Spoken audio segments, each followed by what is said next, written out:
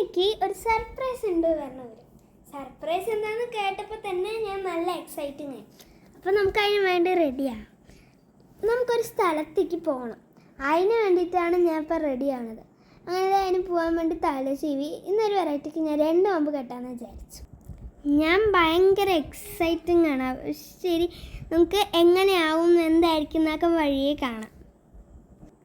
Actually ഇത് 10 ദിവസം മുന്നത്തെ ഒരു വീഡിയോ ആണ്. അതിൻ്റെ ഇടയിൽ പനിയും കാര്യങ്ങളൊക്കെ ആയതുകൊണ്ട് വീഡിയോസൊന്നും ഇടാൻ പറ്റിയില്ല. ഞാൻ ഈ കൂടെയും പിടിച്ചിട്ട് ഇറങ്ങുന്നത് കാണുമ്പോൾ തന്നെ ചിലർക്കൊക്കെ മനസ്സിലായിട്ടുണ്ടാവും. അതെ, നമ്മൾ ലിയോക്ക് ഒരു കൂട്ടിനെ മേടിക്കാൻ വേണ്ടി പോവുകയാണ്. ലിയോൻ്റെ അമ്മ പ്രസവിച്ച ഒരു കുട്ടീനെ തന്നെയാണ് നമ്മൾ എടുക്കുന്നത്. ലിയോൻ്റെ സെയിം കളറാണത്. അതുകൊണ്ട് തന്നെ ഞങ്ങൾക്ക് നല്ല ഹാപ്പിയായി. നമുക്ക് ഈ ക്യാറ്റ് തരാമെന്ന് പറഞ്ഞ ആൻറ്റീൻ്റെ ഷോപ്പിലേക്കാണ് നമ്മൾ പോകുന്നത്. ആൻറ്റിക്ക് ക്യാറ്റ് ഷോപ്പല്ല, ബ്യൂട്ടി പാർലറാണ്. ക്യാറ്റിനെ അങ്ങോട്ട് കൊണ്ടുവരികയാണ്. അങ്ങനെ കുറച്ച് പോയതും ആൻറ്റീൻ്റെ ഷോപ്പെത്തി. അങ്ങനെ അവിടെ എത്തിയപാടെ ഞാൻ അതിനെ എടുത്ത് തോളിലിരുത്തി. ലിയോ മെയിലായതുകൊണ്ട് നമ്മൾ ഈ ക്യാറ്റ് ഫീമെയിലാണ് എടുത്തത്.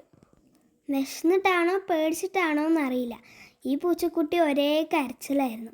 എന്നാലും ഞങ്ങൾ കൂട്ടിലൊക്കെ ഇട്ട് സേഫാക്കി വെച്ചു. അങ്ങനെ ഞങ്ങൾ ആൻറ്റിയോട് താങ്ക്സും ബായൊക്കെ പറഞ്ഞ് വീട്ടിലേക്ക് പോകണം. എനിക്കാണെങ്കിൽ ലിയോൻ്റെ റിയാക്ഷൻ എന്തായിരിക്കുമെന്ന് കാണാൻ വേണ്ടിയിട്ട് ഭയങ്കര എക്സൈറ്റിംഗ് ആയിരുന്നു. ഞാൻ വിചാരിച്ചു അവൻ നല്ല ഹാപ്പി ആയിരിക്കുന്നു. എങ്ങനെയാണ് നടന്നതെന്ന് നിങ്ങൾ തന്നെ കണ്ടോ. കലി തുള്ളി നിൽക്കുകയായിരുന്നു അവളിനെ കണ്ടത്. ഞാൻ അവളെ വെളിയൊക്കെയൊന്നും എടുത്തില്ല, കൂടയിലിട്ടിട്ട് തന്നെയായിരുന്നു കാണിച്ചു കൊടുത്തത്. അവളിങ്ങനെ അടുത്ത് പോകുമ്പോൾ മുറച്ചിട്ട് എന്തോ സൗണ്ടൊക്കെ ആയിരുന്നു അവൻ ഉണ്ടാക്കിയത്. ഭയങ്കര ദേഷ്യമായിരുന്നു അവളിന്. ഇതാണെങ്കിൽ അമ്മയാണ് വന്നിട്ട് ലിയോൻ്റെ അടുത്തേക്ക് പോവുകയാണ്. ലിയോ ആണെങ്കിൽ പേടിച്ചിട്ട് ഓടിച്ച് വിടുകയാണ്. നമ്മുടെ ഈ പൂച്ചക്കുട്ടി ആകെ 1 മാസമേ പ്രായമായിട്ടുള്ളൂ. ജൂൺ 1 പ്രസവിച്ചതാണ് ഇതിനെ. ഇത് ലിയോനെ പോലെ നല്ല രോമമൊന്നും വരുമോയെന്ന് അറിയില്ല. ഒരു നാടൻ ക്രോസാണിത്. ഇനി വളർന്നു വരുമ്പോൾ കാണാം.